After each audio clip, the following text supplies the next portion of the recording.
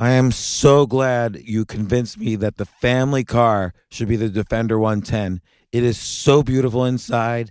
It's so comfortable, and it just feels indestructible. Yes, it really is. I've been waiting a long time for the new model to come out. The Defender 110, I'm telling you, it's my favorite car of all times. It's my third one.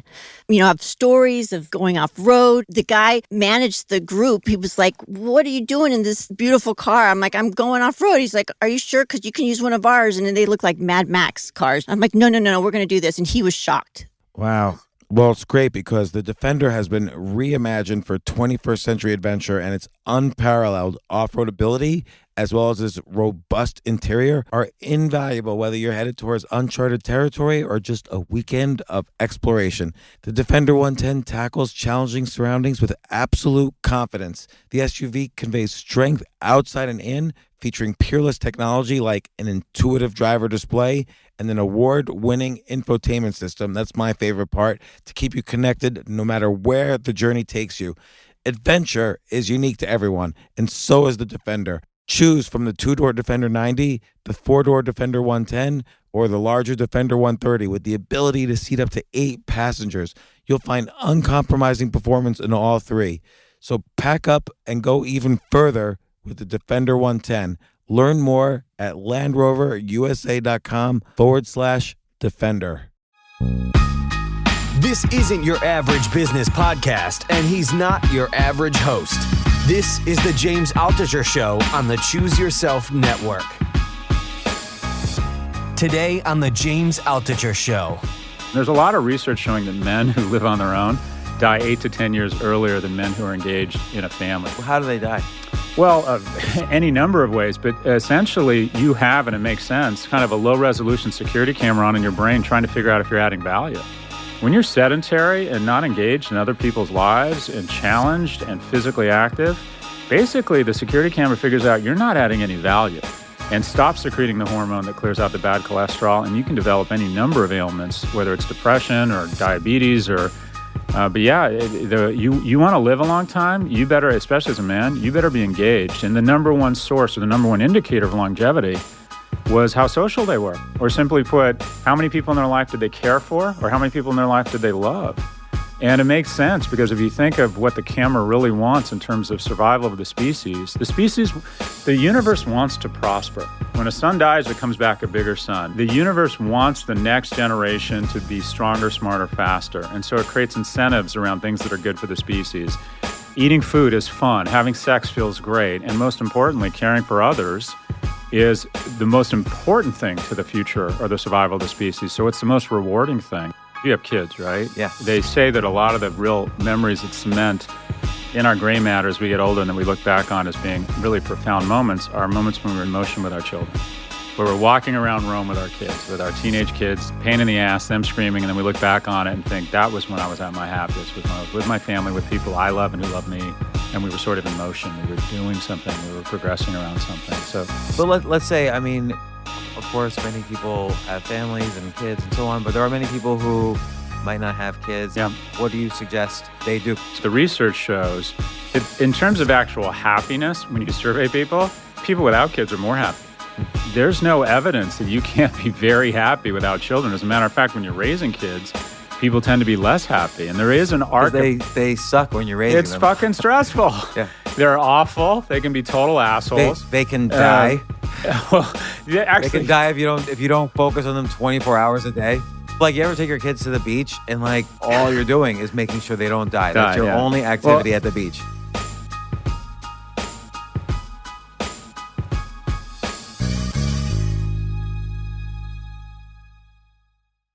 Rolling on audio. Once again, for his second visit to this podcast, but this is like what do you call Scott when somebody's like celebrating something? Not celebrating, but mitzvah. you made a prediction that turned Yeah. correct on the latest on the last time you were on the podcast. What was the prediction? The prediction was that Amazon would be the first $1 trillion market cap company. Yeah, but actually, I appreciate that, but actually, I got that wrong. Apple was the first. Oh, because I think I predicted Apple. So, wait, okay. So maybe I should be. There you go. I see where you're headed. No, James, you're the genius. No, I thought actually Amazon was the first, but maybe Apple just touched it and went down. Apple or something. was first, and then Amazon hit it, and actually now it's Microsoft. Yeah, Microsoft has quietly creeped up to be the biggest market cap company, right, in America at this point. It has. Just barely. What they've done is just incredible. Although I feel more confident in the prediction saying that the first $2 trillion company will be Amazon. Like it gets there and it sticks. Well, because you convinced me in that last podcast. It just look if my book, The Four, or my last book about Amazon, Apple, Facebook, and Google, if I were going to write a sequel to that, it would be called The One, because everywhere Amazon is bumping up against the other four, it's winning. In tech hardware, it's beating Apple. The Echo is the most transformative device since the iPhone. In digital marketing, where it bumps up against Google and Facebook, it's now the fastest growing digital marketing company, over $1 billion in the world, with Amazon Media Group, where it bumps up against where it bumps up against Google and cloud. It's the largest cloud. I mean, we've just never seen a company firing on this many thousands of cylinders before. So before I do have some questions about that, but the main topic of this podcast is the Algebra of Happiness, which is your hard latest, left turn. Yeah, it's your latest book. Hard it's an left turn. excellent book. I've read it twice at this point. You see, I've got all these bookmarks. So you do. Thank you. My main challenge was trying to figure out where to begin because there were so many interesting points that you brought up, and I guess we'll get back to the tech stuff in a second, or in an hour, who knows? But what made you go from writing The Four to writing a book about happiness? And I want to say there's lots of books about how to be happy. Yeah, it's from not all sorts of people. It's not an original kind of domain. So it's pretty simple. It's a personal journey for me. I look at my blessings. I look at my mood on a daily basis, and one doesn't foot to the other. And so, a key kind of journey of personal discovery for me is trying to understand how to be less angry and, quite frankly, less depressed. And it's something I struggle with, and it's something I'm hoping to manage without pharmaceutical intervention, or it's something I'm just very mindful of. And again, it's one of my classes or my kind of process for discovering and writing books is I do a class on the big four platforms, and then if it goes well, I do a video. So I did a video, got 1 million views, boom, book. And my last class, and the most popular session, is called The Algebra of Happiness, where I attempt to take a series of observations around being an entrepreneur, a dad, and some research, and distill it down to what I feel are a few basic equations on sort of best practices around creating sort of an arc of satisfaction in your life. And I deliver it the last class at Brand Strategy. It's my most popular class. Did a video, 2 million views, boom, next book. And it's interesting because, again, for anybody looking to write any kind of self-help book, whether it's about happiness or about entrepreneurship or whatever, it always distresses me when the author doesn't include their personal story, because I feel like, well, who anointed you the expert on sales or entrepreneurship or happiness? But when you put in your personal story, which you do here, and you admit to all your personal flaws, like you were just alluding to just now you have something to talk about because you are the expert on you. Yeah. And of course, as a human individual, we're trying to improve ourselves, whether that means more happiness or more meaning in our lives or more passion or better relationships. If you address your own conflicts and how you solve them, it's okay. You leave it up to the audience to decide if they're going to follow the route of Scott or not. Yeah, 100%. This is, so first off, the title is purposely, or the subtitle is Notes on the Pursuit of Success, Love and Meaning. And these are notes. I don't have any academic credibility here. I'm not a social psychologist. I've done a decent amount of research on other people's peer-reviewed research, but I've never conducted any primary research myself. So I come at this just saying, these are my observations, and you have to decide if and when these work for you, because there really is no silver bullet. I don't think there is. It's a little bit misleading. I don't think there's a straight math is certain. And I don't think there is a certain algorithm around happiness. What there are best practices that seem behaviors and components and investments that people make that tend to result in an arc of happiness. And when I say happiness, that's a loaded word because happiness is essentially a sensation. Chipotle, Netflix, and Cialis will give you happiness in the short term. But But the key is what investments and what relationships can we foster over the course of our lifetime such that when the pendulum swings high and low, which it always will for everybody, does it swing on a higher plane? So it's really more about trying to build an arc of satisfaction. And my observations around the difference between success and happiness. I know a lot of successful people, as I'm sure you do, and it's not a guarantee of happiness. No, and you bring this up again and again in the book, the difference between success and happiness, and you even have some interesting charts that I want to get to. But you alluded to, in the book, you mentioned some periods where you experienced anger, and I think a lot of people, when they're kind of moving up in career, when Yeah. they're putting in those 20-hour days, Yep. when they can't suffer fools at all, Yeah. it tends to translate into anger, whether, usually inappropriately. Because let's just Yep. say anger, while it may contain clues for yourself, probably shouldn't be unleashed on other people who don't deserve it. But you don't really mention depression that much in Yep. in the book. I mean, maybe one could read between the lines, but when you're talking about family and things like that. Yep. But what do you think your depression? Like, depression can mean two things. One, it could be situational. Yep. Something bad happened, so of course you're depressed. Yep. And I think that becomes the overprescribed area where, someone just died in your family, here's some medicine to Yep. stop your feelings. But that's impossible. Or it could be biological. Like, it could be Sure. the case that it is a chemical imbalance. Yeah. So for me, it comes from a place of anger. My father suffers from it, and it's just, again, I was talking to, I think it was my sister, and I speak to my sister pretty much every week, and she asked me, she said, and I can answer almost any question, or at least pretend to try, and she said, "Scott, why are you so pissed off all the time?" And I didn't have a good answer. If you look at, and I'm sure as you look at your life, being born in America, having access to state-funded education, having a wonderful family, having economic security, liking what I do, I just have no excuse for being pissed off. So I started thinking a lot about just managing my own happiness. For me, depression are the only times I've felt real depression is when I've isolated myself from other people. And when I moved to New York, I was living in San Francisco. I didn't like what I was doing. I was in e-commerce because I thought it was cool. I didn't Right. like. So just to mention, you started Red Envelope, was one of Yeah. the companies you started as an e-commerce company, went public in the first .com boom. By the way, our stories are parallel. Yep. I sold my first company to a public company in Yep. 1998. You rode that rise and fall, and then you had a similar rise and fall towards 2008, and then your Ups and downs. financial ups and downs are very similar to Yeah. mine. So Yeah, I'm rich. No, I'm not. I'm rich. No, I'm not.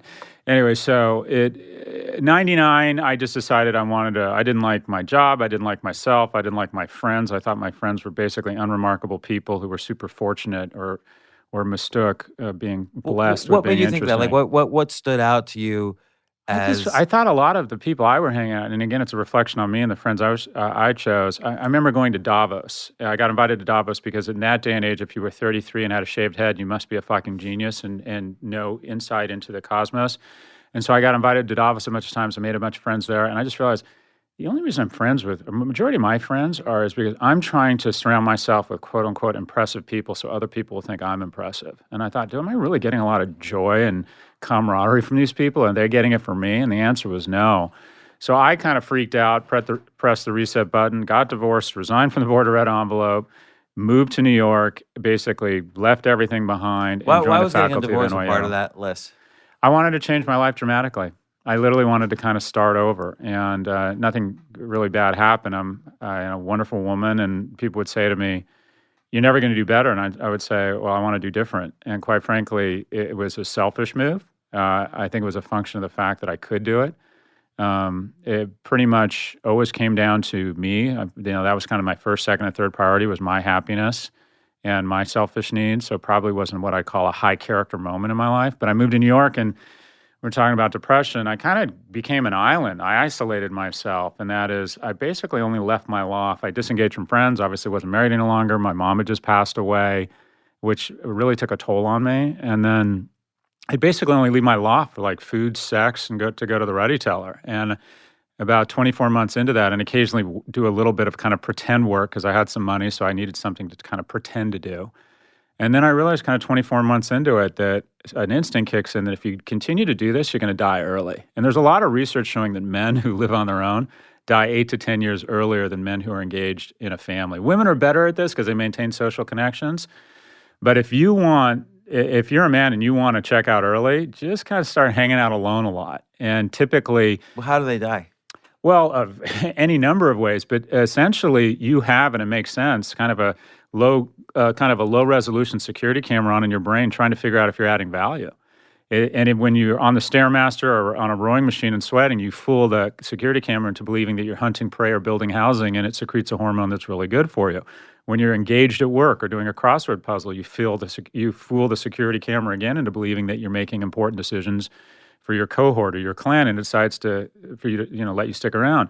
When you're sedentary and not engaged in other people's lives and challenged and physically active, basically the security camera figures out you're not adding any value and stops secreting the hormone that clears out the bad cholesterol, and you can develop any number of ailments, whether it's depression or diabetes or you want to live a long time, you better, especially as a man, you better be engaged. And the number one source or the number one indicator of longevity, the people who live to be over 100 years of age, according to this wonderful book called Blue Zones. Oh, I'm going to start right Do you know there. Blue Zones? Not only do I know Blue Zones, Dan Buettner wrote it.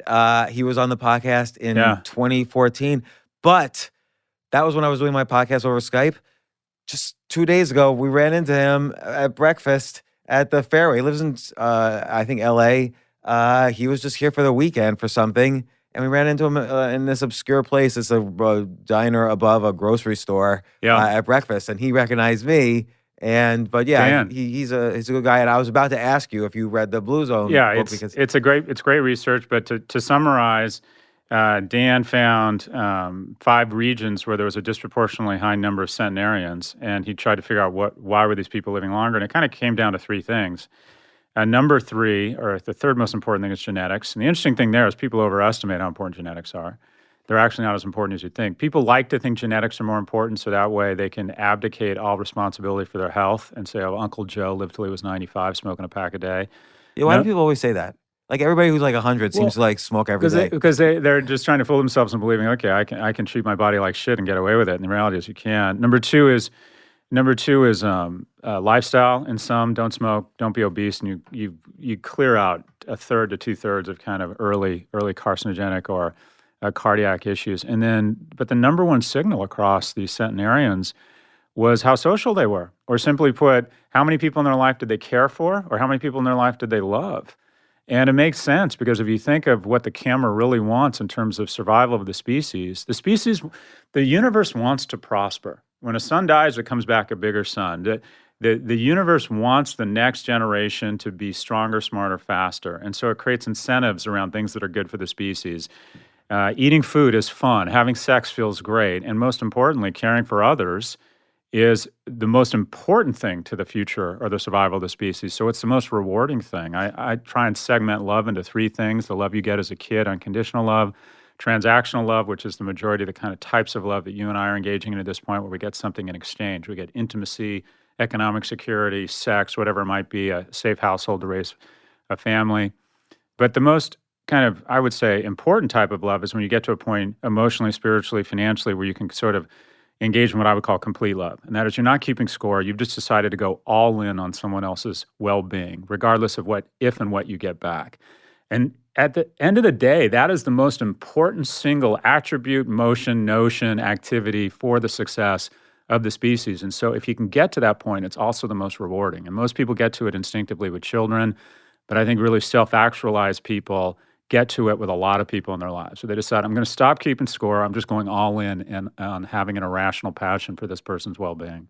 There's so many kind of slices there that I want to kind of peek at. But one thing, in terms of the Blue Zones, what I thought was interesting too was most of the places were, places like, some island in Greece or this island off of Japan where everybody was demographically the same. Yeah, off Osaka, yeah. But there was this one town in California, I forgot the name of the town. San Ysidro, yeah. Yeah, where they weren't demographically the same, but they were still living to 100. So Dan tries to figure it out, and it turns out they're Seventh-day Adventists, and part of the religion, I guess, is on Sunday or Saturday, one of the days, they're all supposed to go together and take like a walk in nature. So 100%. it forces this kind Yeah. of community Yep. plus physical activity. And that, like you say, that turns out to be the most important thing of all, like as opposed to diet or, being, the genetics issue is wiped out because they're all demographically different. And the diet is wiped out because they're all eating different diets. And the only thing that was common was this kind of Sunday walk that they were all taking together. They had to do this activity together. There's also a lot of research showing that our happy place as a species is when we're in motion and surrounded by others.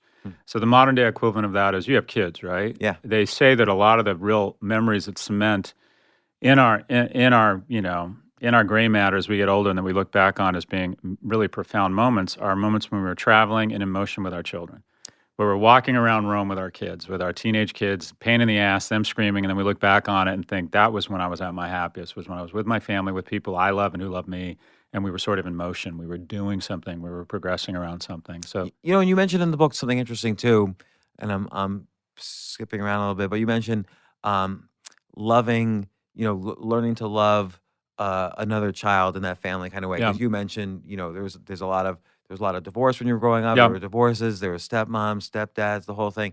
And it's interesting for me because I have 2 kids and 3 stepkids. So I have 5 Yep. kids overall. Yep. And growing to love my stepkids, it's like you always wonder, am I going to be able to love, one set of children as much? When I had my second biological kid, I before she was born, I didn't think I would be able to love her as much as I loved my first kid, because I was yeah. already so much in love with my Yeah. first kid. But then it was just such a natural thing. And then now with the stepkids, the same thing. It's such a Yeah. natural That's good process. to hear. Yeah. And it really does add to happiness at this point in my life. But some people just don't have kids. I mean, what do you say to them? They can't kind of adopt a kid. Well, but so you're talking about taking the story you're talking about, I think a lot about masculinity. And I think that it's incredibly rewarding to embrace your gender, if you will. And right now there's a lot of focus, and it's a good focus on gender as a spectrum. And I think, unfortunately, because of just some incredibly just terrible acts in the workplace, that masculinity and toxicity have been conflated. And I don't think that's true. I think masculinity is a wonderful thing, as is femininity. And I can speak to a little bit more about masculinity, and I have sort of a cottage industry coaching my friends, kind of young teenage and college-age sons.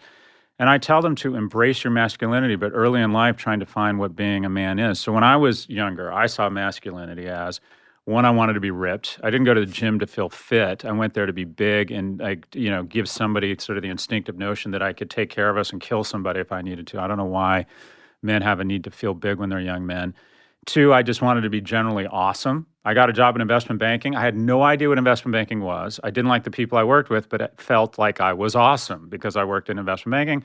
And 3, I just tried to have sex with as many strange women as physically possible. That's how I defined masculinity. And then as I got older, masculinity was still really rewarding, but the vines changed that you swing on. 1, being a good head of household, feeling as if you're providing for a family, voting, being a good neighbor, getting involved civically. And also, I think one of the things that really tests your strength as a man is taking, as you referenced, the interest in the well-being and the welfare of a child that isn't yours. And you even look at pack animals, mammals, the one they usually choose as the matriarch or the patriarch is strong enough and big enough to not only take care of their direct offspring, but care for the offspring in the pod or the herd or what have you. So I think that's a key component of embracing your masculinity, is being just a civic-minded person. And I think one of the ultimate expressions of masculinity is what you're doing, and that's taking a vested interest in the well-being of a child that's not biologically yours. But let's say, I mean,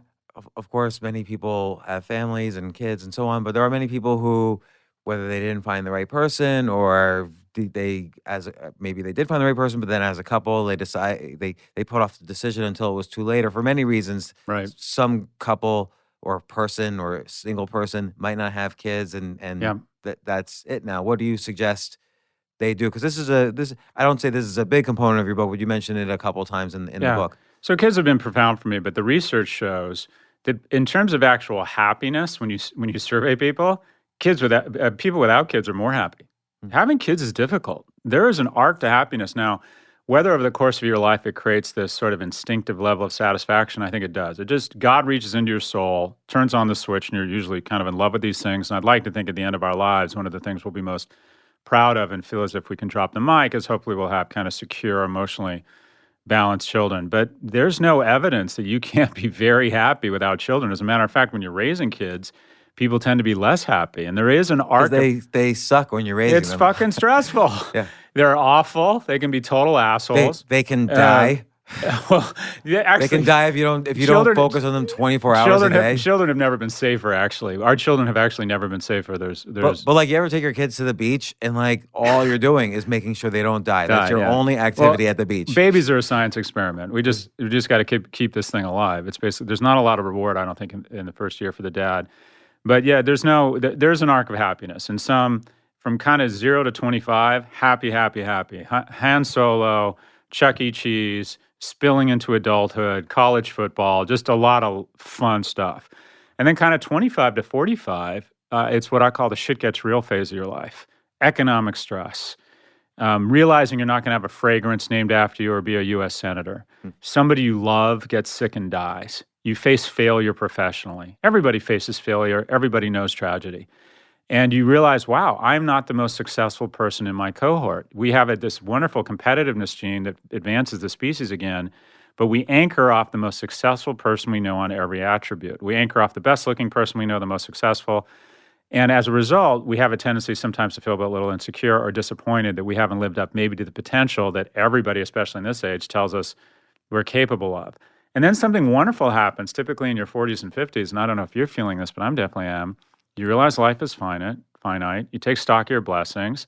Hopefully you have these wonderful things that kind of smell, look, and feel like you that are turning into like less awful little humans. You start to take advantage of, or really, wonder at a cylinder of 4,000 gallons that pops up off of the seafloor and that I can ride on a piece of fiberglass. Surfing. Like, I used to enjoy surfing. Now I just wonder at it, right? Just like, how does this happen?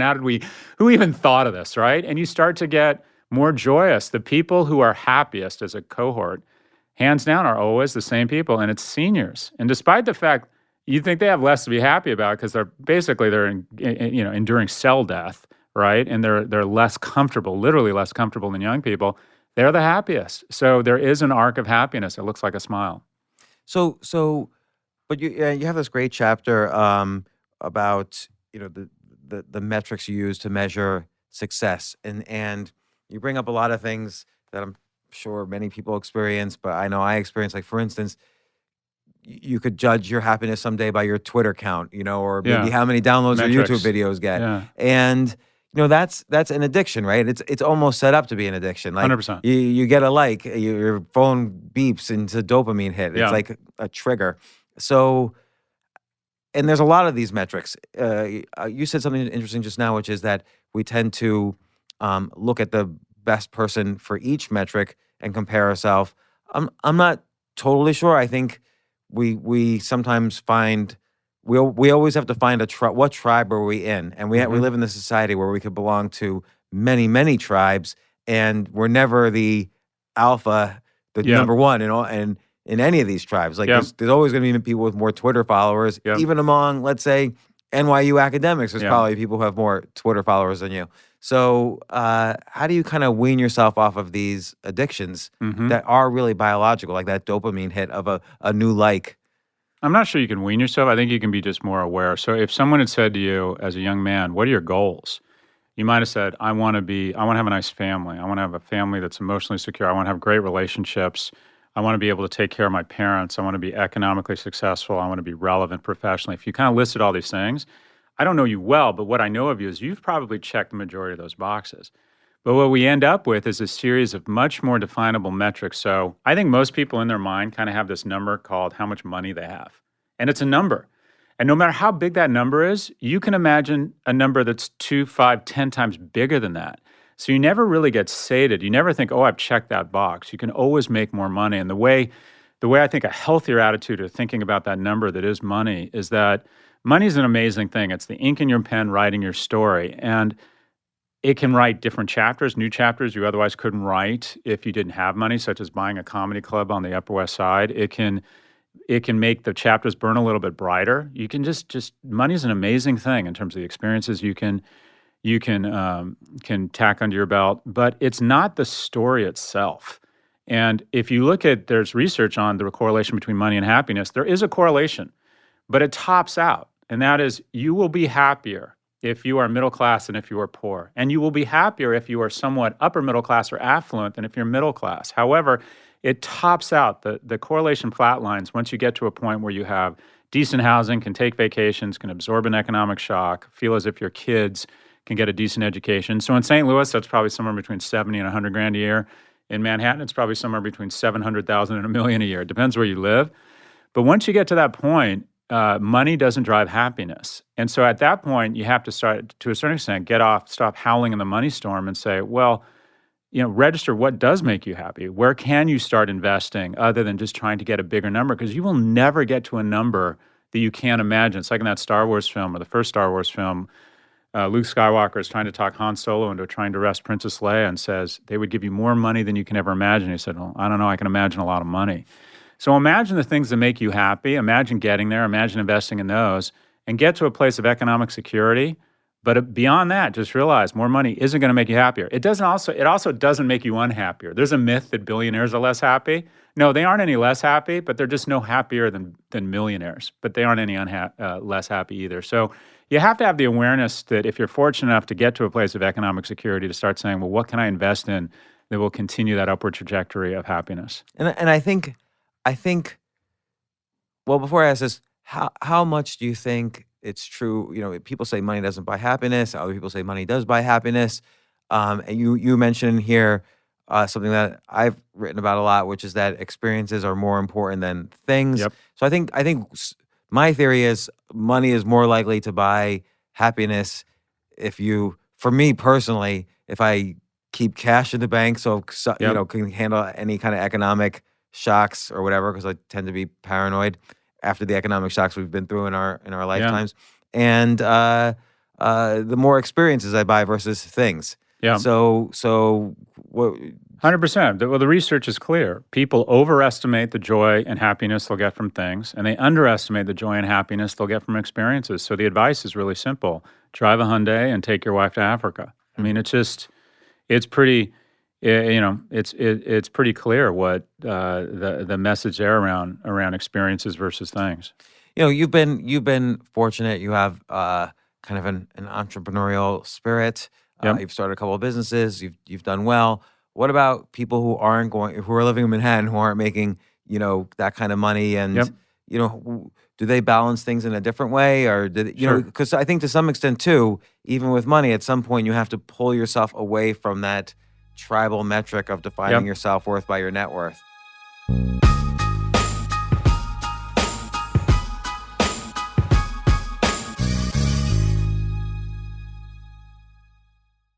Yep. So first off, I would argue, when we're speaking about economics, it's important to define what rich means. So my dad and his wife, who are 88 now, between their Social Security, my dad's pension from the Royal Navy, their total income and it's passive income, they don't have to work for it, is $48,000 a year. They spend $40,000 a year. Every other week they go to the Red Onion or Lobster, whatever it is, and that's their big night out. And other than that, they throw around nickels like they're manhole covers. And so they're at a place where their spending is less than their passive income. They're rich. My father is rich, and he knows it. I just think he is so satisfied, so happy that without working, he is saving money. He's making more money than he's spending. I have a close friend here in Manhattan, and I have several like him, who runs a large division at a bulge bracket investment bank, who makes between $3 and $5 million a year. After state, city, and federal taxes, brings home about 51% of that, maybe 49%. And between his ex-wife, his alimony to his kids, his summer rental in the Hamptons, and his master of the universe lifestyle, he spends all of it. And I can tell you at night, he's staring at the ceiling. He is not rich. So young adults or kids focus on their top-line income. Adults focus on their burn. They immediately put in place a plan that says, how can I get on a path to such that when I'm 50 or 60, I will have passive income that's greater than my burn? And people always focus on their top line, but what they also need to focus on is their burn. And that is, there's a real liberty and dignity to spending less than you make. And most of us, especially if you're in sort of this master of the universe, howling in the money storm race that you find a lot of in San Francisco and New York and big cities, you always raise your spending to how much money you're making. So it's important, and you write a lot about this eloquently, it's important to figure out forced savings vehicles, right? Whether it's stocks, dividends, rental properties, whatever it might be. But if you want to be rich, doesn't mean making $3 million a year. It means having passive income that's greater than your burn, full stop. And having it diversified in such a way that the You don't spigot really you don't can't get be turned off. smacked. Yeah. Yeah, well, Bill Maher had a great quote a couple weeks ago. He said, there's this happiness study, and 7 of the 10 happiest countries on earth are these socialist countries in Northern Europe. And basically, their strategy is different. They cut the tops off of trees, and they make sure that nobody is homeless, right? It's very hard to be a billionaire there because they have taxes of 70 and 80%, but they redistribute it to poor people and have decided that we're going to invest in a kind of a comity of man, and we're going to kind of level things out. I'm not saying that's the right thing to do, but 7 of the 10 happiest countries tend to be socialist, because happiness is not only what you have, but it's an absence of fear from what can be taken away from you. The notion that you have an illness in your life that takes you off track, someone you love gets ill, and then you have to have layer on top of that economic stress surrounding it. I mean, that can be a real blow to your emotional well-being. Well, I mean, it's common knowledge, let's say, in the stock market that if there's uncertainty, then either the markets will go down, or if a company says, we don't know what our earnings will be next quarter, that stock will crash. Investors don't like they hate uncertainty, but that means humans also don't like uncertainty in their 100%. lives. Will create anxiety. It creates anxiety, any type of uncertainty. Like if you go for a job interview on Friday and you're not going to know till Monday if you get it, you're going to feel anxious over the weekend. Three rats in 3 cages. One rat, every time it drinks water, gets a shock. Another rat, when it doesn't get, every time it drinks water, nothing happens, no shock. And then the third cage, half the time it gets a shock, half the time it doesn't. So the happiest rat, the one that doesn't get shocked. But the second happiest rat is the one that gets shocked every time because it knows what to expect. And the unhappiest rat is the one that's shocked 50% of the time because just about the time he or she is convinced they're not going to get shocked, wham. We hate uncertainty. Do you think there's I have friends who, people go back and forth on this. Do you think this is an evolutionary psychology thing where,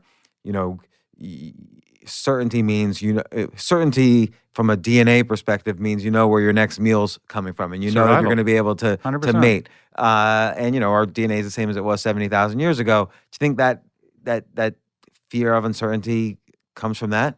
It's a pure survival mechanism. You hear the wind blowing in a bush, and 99 out of 100 times, it's the wind blowing in the bush. But a lot of those times you think, it's a lion, I'm going to stay the hell away from that bush because there's some uncertainty there. And it translates to the markets. Recurring revenue companies, subscription companies, whether it's Prime, whether it's Netflix, whether it's syndicated research, whether it's software, play into this instinct and this need for certainty. So they trade at a multiple of revenues. Whereas the bush is rattling, they could have a lion behind them where you're in a transactional business trying to reinvent your business all the time, and there's risk that you're going to get the wrong fashion wrong, or the wrong product out, or the wrong car model, and you're constantly trying to reinvent the business without that certainty. They trade at a multiple of EBITDA. So what you want is stocks where, there's no wind through the bush. You can see right through it. There's transparency around recurring revenue companies tap into this need to survive. This is the way I see it. So again, you mentioned money is like one metric by which people judge their self-worth, and then hence their happiness or fulfillment comes from that. And you mentioned in the book, for instance, your Twitter follower account, or maybe again the number of downloads on a YouTube video, or there's plenty of other metrics. Do you think there's a way? I feel like we're always going to have some metric because we're tribal animals. There's always going to be some way we're measuring it. Yeah. So, but most of these metrics are unhealthy because they're like just artificially created and man-made. They're not about how much food can I, like the kind of thing that would be a metric with the DNA we have now is really just related to food and having children. But now we have, that's taken care of. So we have all these artificial metrics that are really not that healthy, like Twitter followers. Well, I would argue one of the most damaging metrics in the world is the Dow Jones Industrial Average, because it's probably the most famous metric in the world, at least in the U.S. More people know where the Dow is than, what their PSA or their cholesterol level is. And the problem is that it's an illusory metric, or somewhat of an irrelevant metric, because it's basically an indicator of the economic well-being of the top 10%, maybe even the top 1%, who own 80% and 60% of the stocks, respectively, right? So it's a great indicator of how the rich are doing. And by the way, the rich are killing it. That's spoiler alert. But meanwhile, life expectancy in the United States has declined 3 years in a row for the first time in our history. So we're literally dying earlier. All the progress. Why do you think that is? It's simple. Opioid deaths. More people will die from opioid overdoses this year than died in the entire Vietnam conflict. So we have this I don't know what you want to call it, epidemic, plague. But when you think about the amount of tragedy and suffering that fatalities from a war cause, we're incurring that every year. And a lot of it's unmarked graves. A lot of it's middle class, red state people who no one really gives a shit about, or that the government doesn't appear to give a shit about. And so we have these kind of unmarked graves every year, and our life expectancy is going down. So we're literally dying sooner. I mean, what on earth can we call prosperity if we have no progress? And what would be the most basic metric around progress? It'd be, well, are we living longer? So metrics can be quite dangerous. And you said, how do you wean yourself off this addiction? My colleague Adam Altucher wrote a good book called Irresistible about the addiction of social media. And I'm addicted to social media. Twitter's my smoking. If I'm bored, my dad used to smoke when he was bored, and he'd get a dope ahead, and he liked it, and he'd eat a cigarette with his friend. When I'm bored, I go on Twitter and I see how many people love me. And it's reaffirmation. I need constant reaffirmation. I'm addicted to reaffirmation. I don't know what the dopa hit is. And then I'm addicted to the enragement or the rage that's caused by when people don't love me on Twitter. But I need to see both. And so what I've tried to do is I've tried to modulate it. I have days where I don't engage in social media. I don't get into Twitter wars back and forth with people. I used to do that. And I used to be like, oh, fuck you. I mean, so why am I doing this? A mentor of mine said the best revenge on anyone is just to live an awesome life. And I decided whenever I get angry at someone else, I'm going to say, okay, my revenge on that person will be to have an awesome life. But social media is hugely addictive. But the thing is, I think you and I can modulate it. The fact that we're even aware of it, I remember going up the side of a house I forget I was doing goofing around in college, and I thought, shit, I'm drunk. I shouldn't be climbing on ladders right now.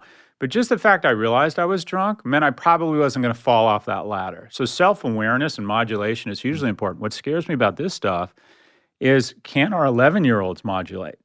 Can they, the hurt, the addiction, the constant feedback, the affirmation they get from social media, can they in fact modulate? And another colleague of mine at Stern, Jonathan Haidt, has written this amazing book called The Coddling of the American Mind that says a combination of concierge parenting, where we apply so many sanitary wipes on our kids' lives that they're no longer developing immunities and they're more fragile and emotionally very weak. And two, the amount of time they spend on screens, where they not only have fear of missing out, but they have phoblo, and that is, not only were they not invited to the party, but they see it play out in real time over social media, right? And boys bully physically and verbally, girls bully relationally. And we've put in the hands of young girls kind of nuclear weapons of bullying. And so you're seeing teen depression skyrocket, especially among girls. Teen suicide, I think, is up 30% among boys, and I think it's 2 or 3 times that among boys. Self-cutting, self-harm, emergency room admittance. In the book, I talk about meteors, and that is, we're dinosaurs hanging out, eating vegetation, everything's cool, and then boom, a meteor comes and really messes with us. Like, what are the meteors? Where are we vulnerable? And I think that's the biggest vulnerability right now among most of my friends and my cohort, is most of us have a decent amount of economic success. Thank God most of us are healthy. But something comes off the rails with one of your kids, your whole world stops. I mean, you get fired, you're bummed out, but you can function. Something happens to your kid, it is literally hard to function every day. It's like nothing else matters. You can't think about anything else. And I think that's an instinctive, healthy reaction. And I worry that we have an emerging mental health crisis among teenagers, especially teen girls, where this combination of concierge parenting or bulldozer parenting and social media is creating an entire generation of fragile and depressed young adults. Well, as the father now of 4 teenage girls, oh my gosh, this is encouraging. Well, you're in for it. No, they're actually, one of them now is 20, so she's getting through. But to their credit, I don't see as much social media activity, and maybe it's because they all grew up with it. Yep. Like for us, it was a brand new thing, so it became this like new lever to get dopamine hits that we weren't accustomed to. So it was this exciting new thing, and like they don't use Twitter. They don't really use Facebook, but they go down Instagram, but they don't post as much. Instagram and Snap, right? Yeah, but that Snap is more about communicating. Instagram is more about, does everybody love me? Yep. And I don't see them, they don't post as much as I do, for instance, on Instagram. So it's more like, I have more of the need for that validation than Dad's they the do. teenager in the house. Right. Yeah. So and I think about this, like, what are the different things where I get validation and how do I wean myself off of them? Because it's almost all unhealthy. Like, Yeah. there's not really any good external source of validation, I think. There are so one of the things I try to write about, and I'm fascinated with this notion of time and the fact that when I was a kid, years seemed like decades, and then I got to a point for about a year when I think it was 28 or 29, where a year felt like a year, and then as the base or the reference point for time grows larger because you live longer, now years are seasons. What used to be the fall season is now a year for me in terms of perception. And the only thing that really stops me, I'm trying to have more moments in time where like time arrests itself and slows down. And I find those moments are with my kids where I see them do something, I see the way they perceive something for the first time, affection, like raw, unbridled affection towards me or their mom. And I do my best to really be in the moment and try and stop time and remember that. And I think that's kind of the whole shooting match. I'm an atheist. I think at some point I'll look into my kids' eyes and know I'm looking into their eyes for the last time. But I find that motivates me because I want to have more of those moments where I feel a deep, meaningful connection with them or I observe something wonderful. And instead of thinking about getting back to work or what I need to do or do I need to go work out or do I need to get them in bed or get their brush teeth, I just try and stop myself and I literally think, okay, how do I take these 15 seconds and make them feel like an hour?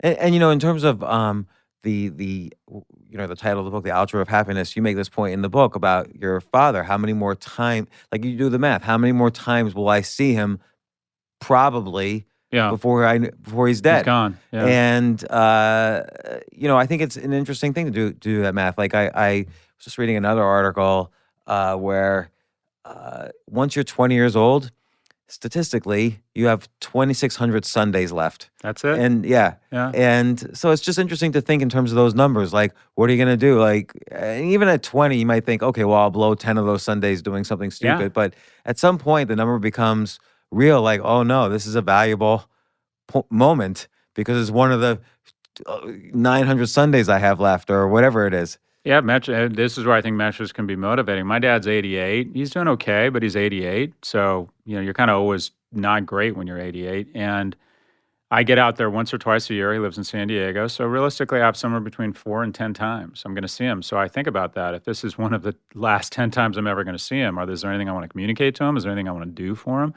And then with kids, if you're on the road a lot, as I am, I will sometimes come home because work takes me away from my kids for 2 weeks, and I'll register that they have physically grown. And it really depresses me because the last time I went to baseball, I watched my son play baseball on Saturday. He's decided that he's now batting right-handed, even though he's left-handed. And he's more aggressive on the field. And I won't say he doesn't want to hold my hand now at the park, but he's more conscious of it, and he runs over to the refreshment center on his own. So my 8-year-old that I had last year, he's gone forever. And it's wonderful. I'm in love with this new 9-year-old, but that 8-year-old is never coming back. And you're right that feeling kind of overrides almost everything else. Like I think back to when my kids were 8 or 9 or 10 or 11. Like the golden ages are like 7 to 13, where they still they're now not as needy as when they were 0. Yeah. And but you're still God to them. They're into you. Yeah. And after 13, again, for evolutionary reasons, they have to start bonding with the stronger members of the tribe, which is historically going to be the people their age, not the older people who are getting weaker at that point. So 7 to 13 is that magical Wonderful. period. And I regret now, again, there's only so many Sundays that you have, and even less than you think, because then they have ballet classes or soccer or whatever. Yeah. So you have less Sundays than you think to spend with them, and it is a depressing thought. You can't really dwell on it once it passes. Like, you have to find that next thing. It's so I have a hack for this. Have you heard of the app 1 Second Every Day?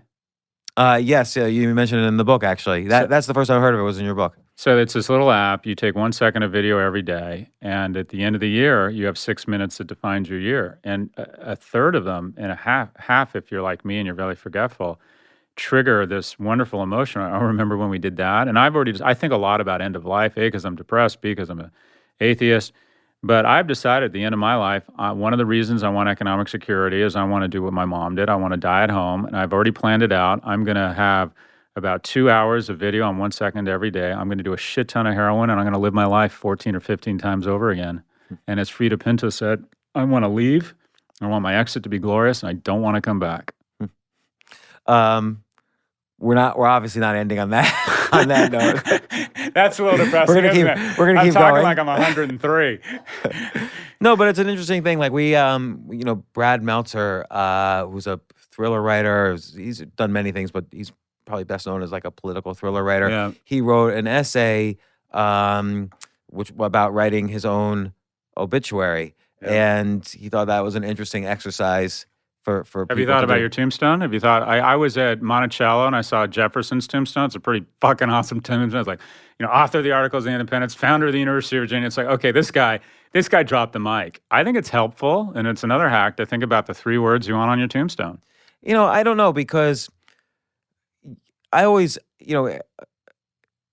people say, oh, a lot of people write to me and probably write to you, particularly you, because you're a university professor, and they probably ask you, Professor, I can't. How do I figure out my purpose in life, my passion? What should I pursue? But then I was once even asking an audience down here, who can tell me? Can anyone here? There's 150 people downstairs. Can anyone here tell me who the president of the United States was right before Abraham Lincoln, arguably the most famous president ever? And 0 people. One person actually answered and said George Washington, which was obviously incorrect. Right. And then no one else had a clue. Yeah. So James Buchanan, arguably the worst president in history, but the one that kind of kicked off the Civil War and handed it to Lincoln. But so you think about James Buchanan, this is a guy who, when he was a kid, he said, I'm going to be president of the United States one day. Like, I'm going to set my dreams high. Right. And everyone was like, nah, you can't do that. Like, no, that's hard. That's impossible. And so he achieved his purpose, and he achieved every dream possible. Yeah. And now nobody remembers who he is. Still unhappy. And he was president of the United States in the year the Civil War started. Yeah, I'm not talking. So I think once you're gone, it really doesn't matter to a certain extent what people think about you. What I'm saying is, if you imagine those 3 words on your tombstone, I think it can be a great guide or a great user's manual for how you want to live your life now and what will give you happiness and satisfaction. But you brought up something interesting and write about this in the book. I think some of the worst advice that kids get, and they get it inevitably from every speaker at NYU. Anyone who comes and speaks at NYU is usually a billionaire, and almost always, and because billionaires seem to know more than anyone else. So your billionaire, come speak to the MBA students. But they always end their speech with, or not always, I'd say half the time, with this following: follow your passion. And it's the commencement speech that Bezos gave. It's the commencement speech that Jobs gave. Follow your passion. And I think that is just such bullshit and such terrible advice. Because if you, usually the person giving the advice, and I always say, anyone who tells you to follow your passion is already rich. And the guy on stage telling you to follow your passion usually got rich in iron ore smelting. And my viewpoint is, your job as a young person is to find what you're good at. And if you're good at something, then make the investment in grit, perseverance, skills, training, so you can get great at it. And being great at something, the accoutrements of being great at something, respect, admiration, economic security, self-fulfillment, those things are wonderful. And anything that provides you with those things will make you passionate about whatever it is. No kid dreams of growing up and being a tax accountant or a tax lawyer. But the best tax lawyers in America have really nice lives, are really good at what they do, get invited to speak at places, can charter private planes and have a selection set of mates that's probably better looking and more interesting than they are. All of those things are wonderful and will make you passionate about something. So my feeling is, be careful about this follow your passion stuff, because what happens, I see with young people, is they do their first, their second job, and shit gets real. Work is hard. They face adversity. They face it. I was saying, if you're seeking justice, you're not going to find it in the corporate world. And work is hard. And as soon as things get hard, they start believing, well, I shouldn't do this, or I should move on because it's clearly not my passion, because I'm not loving this. So I think follow your passion is dangerous advice. I think it's find what you're good at, and then identify and find what you're good at. And by the way, speaking of billionaires, Mark Cuban he actually says you'll probably be passionate about, you'll probably be most passionate about the things you're good at. Right. So it works. They're linked too somehow. Yeah. So, but what about Viktor Frankl's advice that you can basically survive conditions even as bad as Auschwitz by finding meaning in your life, which could be related to passion? That's so far above my pay grade. Whenever you bring in the big A word, I mean, I'm a marketing professor writing about happiness. I can't talk about Auschwitz. Well, okay, but just meaning. Yeah. Well, look, everyone I think has. I want to be clear. I think everyone has different algebra. There's best practices and there's signals, and there's some obvious ones. The Harvard Grant study, the largest study ever conducted on happiness, 400 males. It started in 1929, all 19 years old at Harvard. And of course, what's illuminating is they decided to track the happiness of 400 males. Like, who gives a shit about women, right? Which kind of tells you the age we were living in. And they tracked these guys from the age of 90 until the last one died 80 years later. And they had to swap out 4 principal scientists because the scientists kept dying. And they tracked everything they ate, where they lived, how much money they made, the exercises, their relationships, everything. And then they consistently queried them on their level of satisfaction and happiness. And what they found was pretty simple in terms of a best practice across the people that were happiest, and also a best practice or a worst practice among the people that were typically unhappiest. So let's start with unhappy. The thing that was most prevalent in people's lives who were consistently more unhappy, and by the way, this is a do as I say, not as I do. What would you guess the one thing that was present in people's lives that most often led to unhappiness? People almost get this wrong, by the way. I would say probably health issues, but well, it's close. It's related to that. It's alcohol, and that is when people, which is linked to the most common causes of death. Yeah, and people, when their health came off the track, it caused their health to come off the track. Failed relationships, less productive at work, and I talk about in the book. I don't think I've ever been. I don't have an addictive personality. I don't have that chemistry. But when I first moved to New York and I was working at Morgan Stanley, I used to go out every night and get shitty drunk with what felt like other successful people. And you're 22, you can kind of handle the alcohol. And people have this dangerous stereotype of substance abusers that it's someone homeless in Central Park, when the reality is the vast majority of people with a substance problem are functioning adults.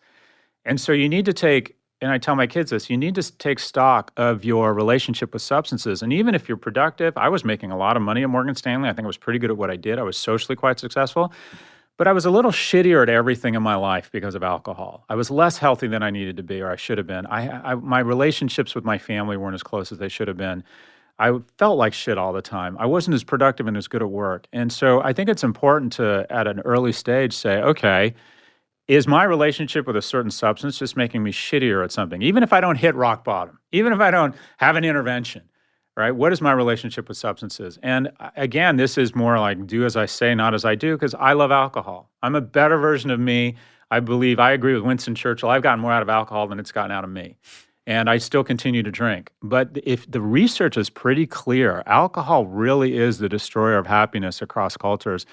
And then the best practice, the thing they found that was most present in people who are consistently happier than their peers, was very basic, and that was the depth and number of meaningful relationships across 3 key categories. 1, at work, do you feel respected and admired? And just as importantly, do you respect and admire other people? With your friends, do you feel a sense of joy and camaraderie? And again, just as importantly, do you know they sense joy and camaraderie from you? And finally, at home, do you feel an intense level of love and support? And just as importantly, do you know they feel loved and supported by you? And those things are really that is the secret, if there is a secret sauce to happiness. And this study, a 400-page write-up of the largest data set ever collected on happiness, has the best first line of any academic study ever produced, and it's the following: happiness is love, full stop. So, what about like someone like me I don't have... This is going to be interesting. No, you're going to be my therapist right now. So... Get your shit together. That's the only therapy these podcast sessions always degenerate into my therapy. Good. So I don't have like a workplace where I go to work, for instance. Right. You have... Well, what's this? Where are we right now? I see all these people who are nice to you, which must mean you're paying them. No, they're my friends too. Okay. This is just a podcast studio. I could go to any podcast studio, and I have many types of work, just like you. You're a speaker, an investor, a professor. Yep. You're a mentor. When you get older, your work sometimes is diversified across many areas of life. Yep. And so there's not one. I guess you can choose though to be in the areas where you experience this. You can select your audience instead of instead of just falling yourself into some job where you're not necessarily choosing the people around you. Well, happy is when usually in the context of achievement. I get a big payday. I cross $100,000 downloads on my podcast. But real joy is usually in the agency of others. Joy is usually experienced because something happens. You've collectively worked on something with a group of people, and it's a shared success. That's joyous. That stuff's a lot of fun. And greatness, one of my venture capitalists, a guy named Larry Bond from General Catalyst, said something really powerful to me once. He said, greatness is in the agency of others. And when I was a young entrepreneur, I used to totally think about, to be a leader, I have to chart a path on my own. And then I realized great leaders are really good at just assembling a good team, demonstrating empathy and grit and excellence to keep the team together and retaining kind of the best players. But it's true, the team of the best players wins. But joy, real joy, is very difficult to experience in isolation. So, but like venture capital is an interesting category because it's right down to the numbers. So, on the one hand, you're funding these companies that are creating jobs, maybe creating products that are helping society. Maybe you're making the entrepreneurs that you fund, wealthy and economically secure. But let's say your fund returns 12% and the fund you're competing with returns 14% a year. That's going to lead. Well, we're talking about the same thing in metrics. Numbers are terrible. I mean, it's still hard to wean off of that, though. Oh, no doubt about it. But ideally, you're evolved enough to go, okay, there's always going to be someone more successful. Ideally, you're evolved enough to go, do I make a nice living? Have I achieved a certain level of success? Am I able to provide economically for my family? And yeah, if I'm not on the 100 Midas list, yeah, that's a disappointment, and I should aspire to be part of that. But people generally, as they get older, this is the good news, and this goes back to the arc of happiness. I don't want to say people get off the wheel, but usually at a certain point in their life, they start looking at the glass as half full, not half empty, and they say, I've made a really good living, and I've provided for my family. My family, for a variety of reasons, including that, really loves me. And those boxes, those metrics start becoming more important. And so the lesson there is, yeah, metrics and goals are super important, and holding yourself accountable. Your time here is finite. You should hold yourself accountable. Metrics, those types of metrics don't lie. But if there's one piece of advice seniors would give to their younger selves, and there's a lot of research on this, the one piece of advice old people would give to their younger selves, what would you say it is? What is the one piece of advice you would give to your younger self? 25-year-old James Altucher, what is the one piece of advice you would give to yourself? I'm trying to think, because there's also the philosophy of not having regrets, because that's how I am who I am. Mm-hmm. So on the one hand, I wouldn't change a thing, but if in a parallel universe I could advise my younger self, I don't really know, actually. Well, the one piece of advice seniors consistently say they would give to their younger selves, when we're talking people in their 70s and 80s, is they wish they'd been less hard on themselves. They wish they'd cut themselves more slack. And one of the keys to healthy relationships, one of the best practices for productive long-term relationships, is a very basic notion. It's forgiveness. At some point, everyone screws up, and the healthiest relationships are people who come to the relationship with a willingness to forgive, and that's true for the relationship you have with yourself. And that is, I talk about another one of my algorithms is success is the ratio of resilience over failure.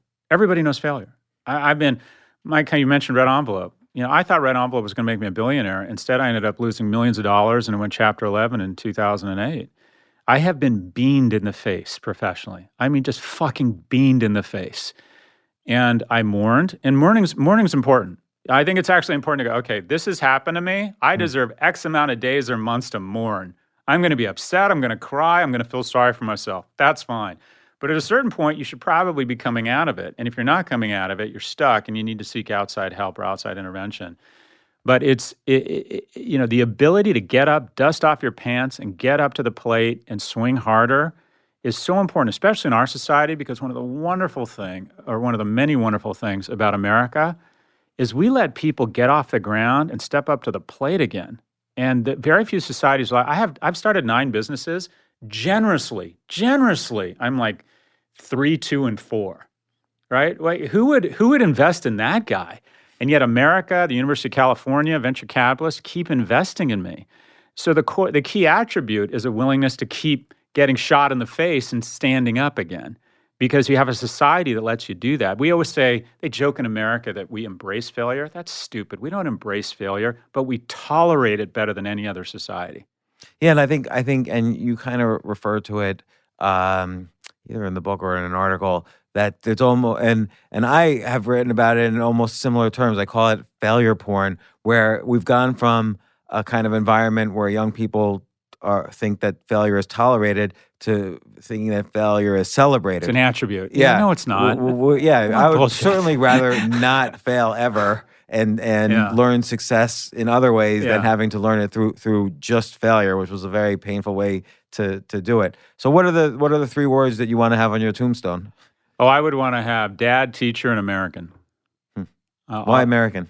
I'm not criticizing that. I'm just curious. I aspire to be a patriot. I want to be seen as someone who is fiercely proud of and promoting American ideals. I feel hugely, it's so easy to credit your character and your talent for your successes, and it's so easy to blame the markets for your failures. And I have no such delusions. I was raised by a single immigrant mother who lived and died a secretary.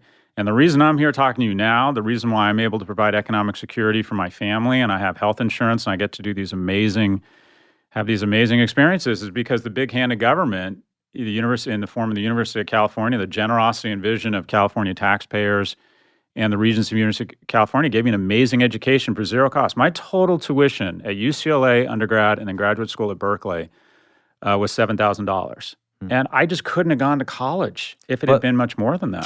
Kids don't have that opportunity anymore. Like huge problem. Yes, I think that is a huge problem. And you mentioned in other areas, or you mentioned in this that your degrees is a predictor of success. I don't know if that's always going to be the case anymore because of the high expense, the disproportionate. Well, the value is amounts. being starched out. We as academics have become drunk on exclusivity. So rather than viewing ourselves as public servants, we now view ourselves as luxury brands. And we brag at the beginning of every semester that we turned away 90% of the applicants. And that's tantamount to a housing shelter bragging that it turned away 90% of the people who showed up last night. We're public servants. We're not fucking Hermes. And academics like myself have totally lost the script here. And that is, we should be in the business of making unremarkable kids remarkable. And instead, we're in the business of making remarkable kids billionaires. So there's never been a better time to be remarkable in the United States. There's never been a worse time to be unremarkable. And for me, the United States has always been about taking remarkably unremarkable kids and giving them remarkable opportunities, as they did with me. So I think it's a huge problem. I think there's a lot of factors here, but one of them is the man in the mirror. The exclusivity intoxication among academics and institutions is gross. Stanford has tripled the number of applicants, but it hasn't increased their freshman class size one bit because academics have so little to fight over that they like the exclusivity and the prestige that comes from that. So I think we need a Marshall Plan to increase the number of first-year seats. I think we need to get the government out of the business of funding student loans because credit always drives up pricing. I think endowments that grow faster than they're growing the number of seats they offer should be taxed because when they're growing their endowment faster than their public service, they're for-profit enterprises. They're not nonprofits. So unfortunately, what used to be the lubricant of upward mobility in the United States has become the sand in the gears. And we have a caste system now. And I disagree with you a little bit. I think you're around some exceptional people, including yourself, that probably have done really well without a college degree. And there will always be highly publicized examples of Jay-Z and Steve Jobs and Bill Gates. Assume you are not Jay-Z. And college is a really good plan B. That's an easy assumption for me. That's an easy assumption. You get mistaken for Jay-Z. But give me a kid's pedigree and his zip code. All right, he went to Dartmouth and he's living in New York. I can guess his income within, I would call it 90% certainty that he'll be making $150,000 plus by the time he or she is 30. Dropped out of junior college, living in Little Rock, Arkansas. Lucky if they make $50K by the time they're 30. Now, there are always exceptions, but I think the exceptions are vastly inflated by the media relative to their actual numbers. Well, there's so many things actually in this book. Again, I have this like bookmarked almost every other page and a bunch of notes. But Scott, once again, you've provided enlightening insights in this podcast. Thanks, James. Your latest book, The Algebra of Happiness. I really enjoyed it. I really feel I improved as a result of reading it, which is good criteria I use. And gosh, you'll have to come on again because I almost feel like we could do like a part two. There were so many things you said about imposter syndrome, about risk. You talk a lot about your ability to be affectionate and how that's connected to happiness. And I also wanted to, people should also follow your podcast Pivot that you do with, I don't know if you're still doing it with Kara Swisher. Yeah, still doing it. So, because the last one I saw was in January. I don't know. Yep, we're still out there. And yeah, well, you always have like really interesting way. Like in the last podcast, I remember this one really interesting insight you said about Amazon, which kind of totally flipped me on Amazon, which is it was right after Amazon bought Whole Foods, and you basically said what they bought was 1,000 new warehouses, so they're going to be able to deliver that much faster than any other company in the world. Yeah. And there was a recent article you wrote, and I know we're hitting a tech thing at the last minute, but you mentioned Amazon. It was a fill in the blanks thing, like Amazon is to what as Uber is to what, and so Amazon obviously started as a bookstore, then it became an everything store, and then it really it went meta that and became like a cloud store, like a place you go to buy the infrastructure to be your own Amazon. And you said the same thing. You said something similar about Uber. Uber started off as a car service, then it's delivering foods. Now it's going to start delivering other types of ways of moving around. I would even go meta on that, where Uber is going to become this place you go for all logistics. Yeah. So if you have people on one side who have excess capacity to move around, and people who need that excess capacity, Uber will figure it out. Yeah, there's so what Uber needs to do to justify its crazy valuation is ride-hailing is a shitty business, just as e-commerce wasn't a great business. But Amazon was able to use kind of their cheap capital in a flywheel effect to get into other businesses that were profitable, specifically the cloud. And there's evidence that Uber might be able to do it with Uber Eats. I think you're right on the logistics. I think you're wrong on the company. I think Amazon's going to be the one in logistics. Amazon goes into freight and trucking platform, and overnight, that whole industry has just been brought to its knees almost. Unless logistics is more powerful as a peer-to-peer decentralized operation than as a centralized one, which I think we don't know. Yeah, that's fair. But the point is that, for example, I think Lyft is just ridiculous. I think the most overvalued public company in the world right now is Lyft. The most overvalued private company right now is WeWork. But what Uber has that Lyft doesn't is Uber has shown some evidence of this flywheel effect by getting into Uber Eats, which looks like it's a good business. But time will tell. But ride-hailing, and we're really going off script here now. I know you were trying to close it out. I think ride-hailing is basically the 3 million lords taking revenge on the 350 million serfs. We've figured out a way to take the 18,000 mostly white, mostly college-educated people at corporate and have them split what will likely be $80 or $90 billion with their investors. And meanwhile, the 4.5 million drivers on the IPO are going to get somewhere between 10 cents and $1 per ride as their reward for building this company. So we have literally figured out a way to sequester the low-educated, low-income people from the spoils of the information economy at a rate we haven't seen. This literally is barreling towards a society of 3 million lords being served by 350 million serfs. Because if you think about it, it's venture capitalists have this intermediary, Uber, which they give money to, that subsidizes all of our transportation while everyone else is taking the subway. So like when you take a ride with Uber, some percentage of that, like let's say 40 or 50% of that, is paid for already by wealthy venture capitalists. Oh, it's irresponsible we don't really not to know take the Uber. We really don't know the actual value of a ride. It's certainly much more than you're paying on Uber, and that's already expensive. It's a transfer of wealth from drivers and investors to us as riders, because the marketplace now has replaced profits with vision and growth. And Uber is a visionary, growth-based company. We'll see how long it lasts. But the net effect, when you think about what's happening to the middle class, when a worker at General Motors in the 70s averaged $28 an hour, and now a worker at Uber averages anywhere between $8 and $12 an hour, it's like we have lost the script. I mean, we can't. I think the greatest source of good in the history of mankind have been capitalism and the American middle class. And if we keep kicking the middle class in the nuts, it's going to come back to haunt us. And on that note, there you go.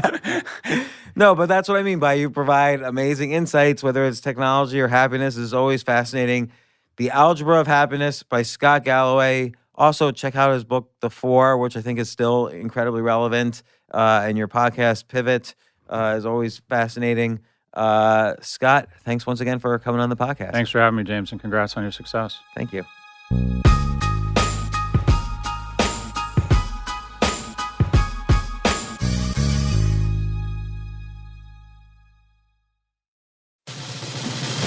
These days, we're all investors, trying to be smart with our money despite our worst impulses. But at iShares, we believe that deep down inside of every investor is a better investor. One that's just waiting to be let out.